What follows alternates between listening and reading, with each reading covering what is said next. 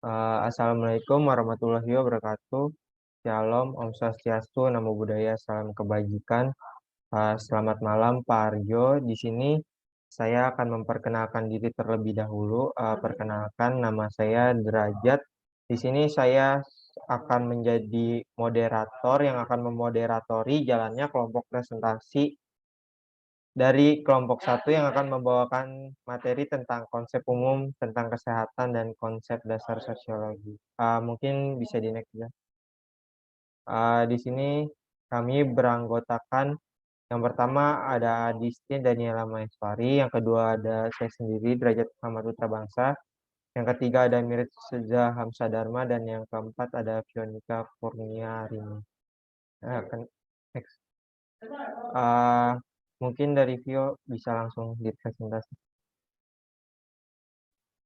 Oke, makasih Derajat atas waktu yang telah diberikan. Jadi yang pertama di sini ada pendahuluan. Nah, sosiologi kesehatan itu merupakan kajian sosiologis yang menjelaskan tentang perilaku kesehatan, norma sosial, perilaku kesehatan, dan interaksi sosial dengan memberi pelayanan kesehatan di masyarakat.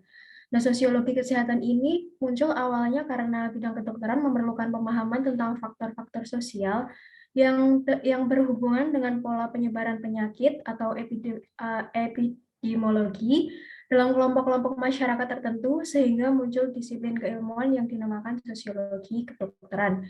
Nah, seiring perkembangan ilmu pengetahuan, paradigma sehat itu mengubah pusat perhatian dari penyakit menjadi kesehatan. Nah, sosiologi kesehatan ini memberikan wawasan tentang hubungan sosial dan lingkungan sosial dalam masyarakat dari sudut pandang kesehatan. Nah, sosiologi kesehatan ini prinsip dasar disiplin ilmu sosiologi kesehatan adalah penerapan konsep dan metode disiplin sosiologi dalam mendeskripsikan, menganalisis, dan memecahkan masalah kesehatan. Sosiologi kesehatan ini sebagai suatu disiplin ilmu itu didefinisikan sebagai cabang ilmu yang mempelajari penyakit dan masalah kesehatan dalam konteks sosial, budaya, dan perilakunya. Nah, dalam studi ini nanti itu terdapat uraian dan penjelasan atau teori yang berkaitan dengan persebaran penyakit pada berbagai kelompok masyarakat, perilaku atau tindakan yang dilakukan individu dalam upaya mempertahankan atau memperbaiki dan mengatasi keluhan penyakit atau kecacatan, perilaku dan keyakinan yang terkait dengan kesehatan, penyakit, kecacatan, dan organisasi, serta penyedia layanan kesehatan atau organisasi dan profesi atau pekerjaan di bidang kesehatan, dan juga sistem rujukan. Boleh di next. Oke, selanjutnya dibaca oleh Derajat. Baik, terima kasih Vio. Di sini saya akan membacakan tentang konsep dasar sosiologi kesehatan. Sebelum kita masuk tentang sosiologi kesehatan lebih dalam, kita harus tahu dulu fungsinya. Apa sih fungsi dari kita mempelajari sosiologi kesehatan sendiri? Yang pertama itu ada sebagai alat kognitif agar seseorang menjadi lebih tahu dan mengerti mengenai apa yang mereka pelajari. Jadi sebelum kita masuk ke sosiologi kesehatan yang lebih dalam, ya kita harus lebih tahu dulu apa aja yang bakal dipelajari tentang sosiologi kesehatan itu sendiri, karena sosiologi kesehatan itu akan berbeda dengan ilmu-ilmu kesehatan murni lainnya, karena balik lagi sosiologi kesehatan itu adalah ilmu yang mempelajari tentang kesehatan yang akan berdampak juga kepada masyarakat. Jadi fokusnya adalah sosiologi kesehatan sendiri itu adalah ke masyarakatnya sendiri. Terus yang kedua, sebagai alat evaluatif agar seseorang dapat membedakan serta memisahkan mengenai pokok bahasan yang mereka pelajari. Jadinya balik lagi yang tadi ilmu kesehatan murni dan sosiologi kesehatan itu lebih berbeda gitu, karena fokusnya sosiologi kesehatan ya masyarakat. Seperti yang kita ketahui, sosiologi sendiri kan ilmu yang mempelajari masyarakat. Jadinya uh, sosiologi kesehatan ini lebih mendalam mengenai kesehatan-kesehatan yang ada di masyarakat dan dampaknya apa saja. Yang ketiga, sebagai alat pragmatik yang memberikan pengetahuan tentang bagaimana penerapan ilmu tersebut dalam kehidupan sehari-hari. Jadi Alat pragmatik ini adalah alat berpikir gitu, yang dimana nantinya individu yang mempelajari sosiologi kesehatan ini bakal menerapkan ilmu-ilmu sosiologi kesehatan ini dalam kehidupan sehari-hari. Yang terakhir, sebagai alat komunikatif agar terjalin komunikasi yang baik antar yang belajar dengan yang mengajar. Jadinya ada interaksi yang sempurna gitu. Jadinya enggak dari satu pintu, tapi uh, dari dua pintu dalam artian saling berdiskusi antara yang mengajar dan belajar. Boleh di next, please. Eh, Oke, ini ruang lingkup sosiologi kesehatan akan dibacakan oleh Adisti.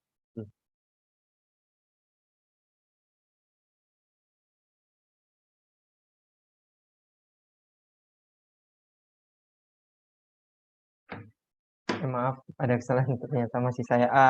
Oke, ruang lingkup sosiologi kesehatan.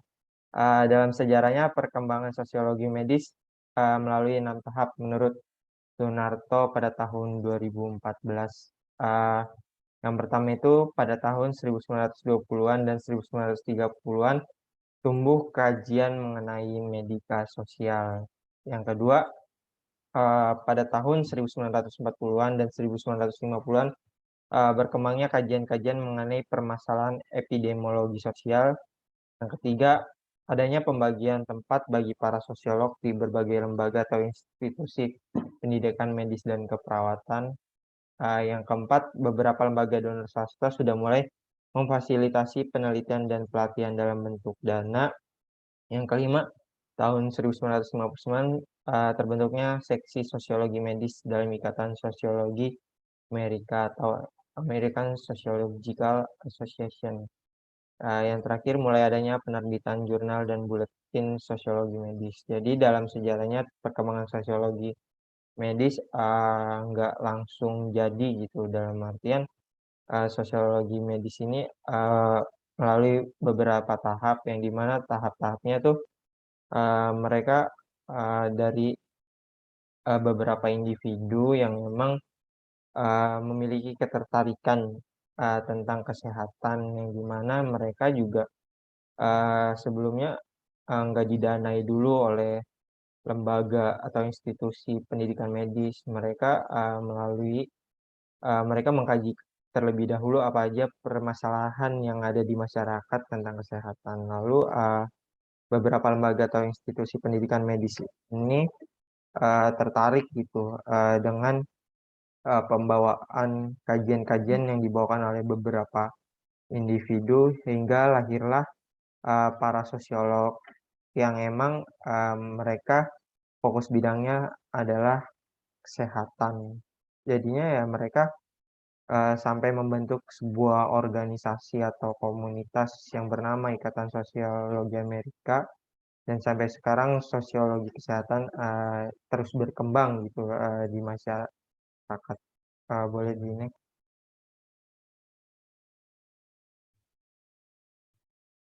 Oke, uh, di sini juga beberapa ahli mulai membeda-bedakan kesehatan dalam bidang sosiologi.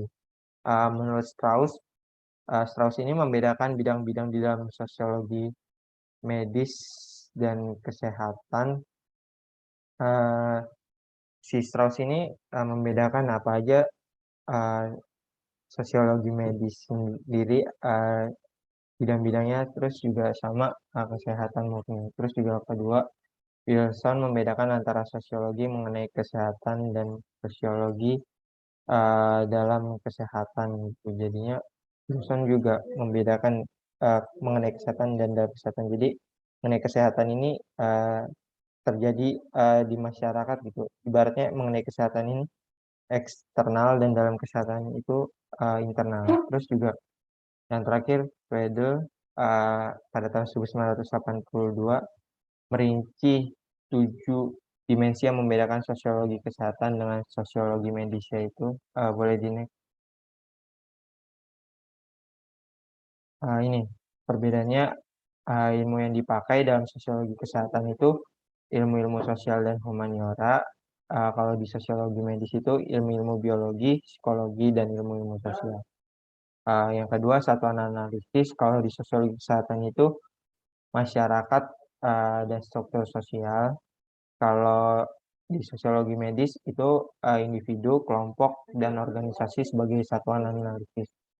Yang ketiga, masalah kesehatan yang dikaji. Kalau di sosiologi kesehatan itu masalah pembatasan kebebasan memilih serta dikuranginya keefektifan pribadi. Kalau sosiologi medis itu lebih berfokus pada penyakit. Uh, Terus juga ada peran utama dalam penyembuhan. Kalau di sosiologi kesehatan itu membahas substitusi dokter, praktisi kesehatan masyarakat, promotor kesehatan, penyembuh awam, pendidikan ahli gizi, dan politikus. Kalau di sosiologi medis itu ada dokter, profesional lain-lain, dan pasien. Uh, yang kelima itu cara penyembuhan. Kalau di sosiologi kesehatan itu cara penyembuhannya ya latihan, gizi, pengendalian lingkungan, dan perubahan sosial. Kalau di sosiologi medis sendiri pengobatan, operasi, penggunaan zat kimia, dan perubahan kegiatan. Uh, yang keenam, kajian utama. Sosiologi kesehatan itu tercapainya kesehatan, kesejahteraan, serta penurunan morbiditas dan mortalitas dalam populasi. Uh, Kalau di sosiologi medis, tercapainya penyembuhan dan perawatan individu. Dan terakhir, organisasi utama yang dikaji, kalau sosiologi kesehatan itu mengkaji rumah sakit, rawat jalan, serta perawatan mandiri, badan legislatif, sekolah, dan organisasi informal. Kalau di sosiologi medis, ada rumah sakit, rawat jalan, serta perawatan mandiri. Jadinya yang membedakan sosiologi kesehatan dan sosiologi medis ini, kalau sosiologi kesehatan lebih berfokus ke masyarakat sama birokrasi pemerintahan itu sendiri. Kalau sosiologi medis sendiri lebih ke penyakit apa yang sedang diidap oleh individu gitu. Jadinya lebih berfokus pada biologi-biologi, lebih ke saintek gitu. Boleh ini.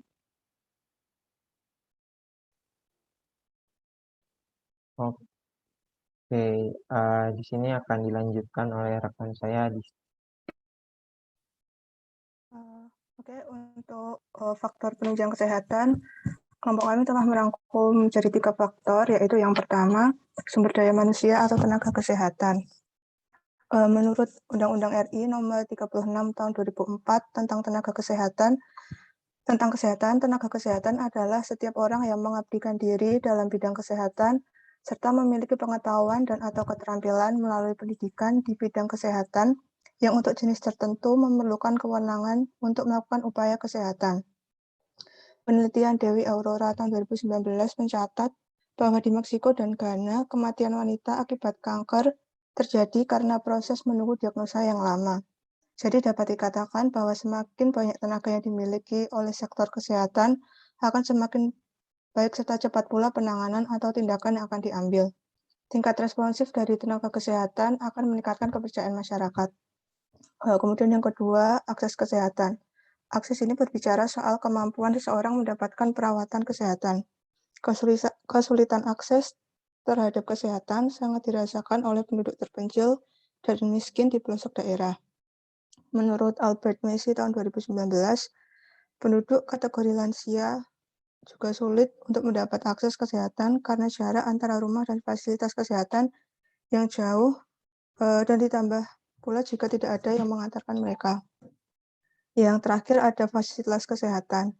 Fasilitas kesehatan seperti alat-alat kesehatan dan juga gedung rumah sakit atau puskesmas menjadi faktor penting dalam sebuah sistem kesehatan. Ketersediaan dan kelengkapan alat-alat kesehatan seperti obat dan laboratorium akan menentukan apakah rumah sakit atau puskesmas sudah terbilang baik atau belum. Dalam peraturan pemerintah RI nomor 47 tahun 2016 tentang fasilitas pelayanan kesehatan, dalam bab 2 pasal 4 disebutkan yang termasuk dalam fasilitas pelayanan kesehatan adalah tempat praktik mandiri tenaga kesehatan, pusat kesehatan masyarakat, klinik, rumah sakit, apotek, unit transfusi darah, laboratorium kesehatan, optikal, fasilitas pelayanan kedokteran untuk kepentingan hukum, dan fasilitas pelayanan kesehatan tradisional. Next.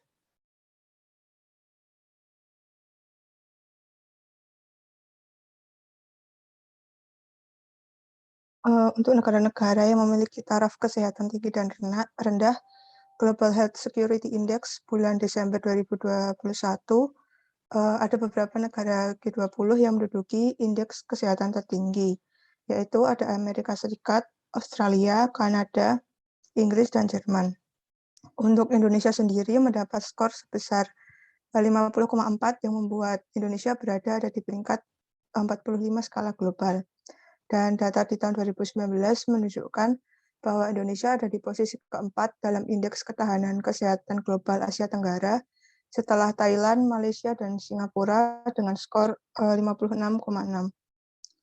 Untuk kriteria yang digunakan sebagai indikator, itu ada pencegahan, deteksi dan pelaporan, daya respon, sistem pelayanan kesehatan, pemenuhan standar global, dan faktor risiko lainnya. Selanjutnya.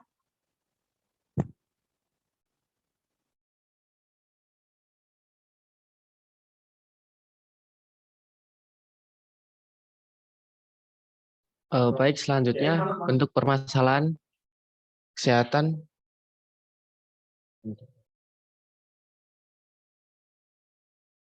Untuk permasalahan kesehatan di Indonesia, pemerintah melakukan berbagai kebijakan untuk kesehatan warganya, seperti kebijakan yang dikeluarkan oleh pemerintah, adanya sistem Jamkesmas. Pada sistem ini, pemerintah menyatakan bahwa masyarakat Indonesia bisa berobat secara gratis tanpa dipungut biaya.